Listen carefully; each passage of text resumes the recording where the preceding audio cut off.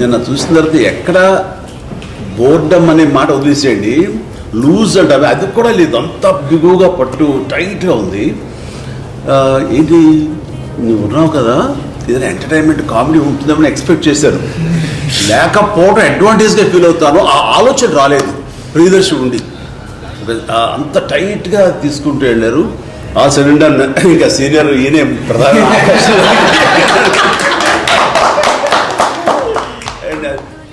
మరీ మరీ క్రియల్గా చేసేసాడు. చిన్నపిల్లలు ఫెంటాస్టిక్ అమ్మా, మీ ఇద్దరు చాలా చాలా బాగా చేశారు.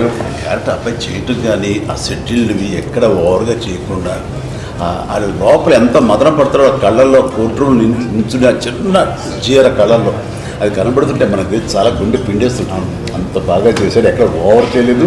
పూర్వతరం ఉన్నప్పుడు మాసిగా చేశారు అంటే అన్నట్టు బాగా చేశారు. ఒక విలేజ్ అండ్ ఆ టైప్ ఆఫ్ అమ్మాయి ఎలా రియాక్ట్ అవుతారో ఆ ఏజ్ వాళ్ళు అలాగే రియాక్ట్ అయ్యింది చక్కగా. అది టోటల్గా అందరూ ఈ అద్భుతం. కేవలం ఏదో ఎంటర్టైన్మెంట్ సినిమా కాకుండా ఎడ్యుకేటివ్ ఫిల్మ్గా, ఎడ్యుకేటివ్ కోర్టు డ్రామా ఫిల్మ్గానే అనుకుంటాను. నేను మా ఇంట్లో డిస్కషన్ అనమాట, ఇది ఠాగూర్ తర్వాత ఇంత డిస్కషన్ వచ్చింది పొలిటికల్, అంటే ఒక పొలిటికల్ మూవ్మెంట్ లాగా, తర్వాత కరప్షన్ మీద సొసైటీలో అవేర్నెస్ కోసము. And then suddenly everybody talking about law and educating people with law. అంటే దీంట్లో ఆ డైలాగ్ చాలా మంది మాట్లాడుతున్నారు అనేది, ఇది చదువు రాకపోయినా చట్టం మాత్రం తెలియాలని. చాలా మంచి సినిమా. అంటే వాట్ ఈస్ దట్ లాస్ట్ లో మీరు టేక్ అవే ఏమి ఇచ్చారు, ఏంటి what the message have given అంటే ఇది స్ట్రాంగ్.